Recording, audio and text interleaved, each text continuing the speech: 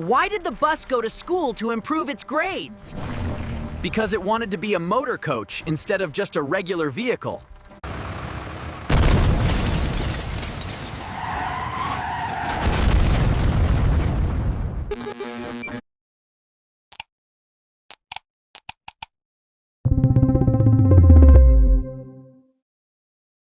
Why did the little bus go to school? Because he wanted to improve his wheel power and learn how to navigate the city streets more safely. Why do batteries always decide to run out of power right when you are finally about to win the game?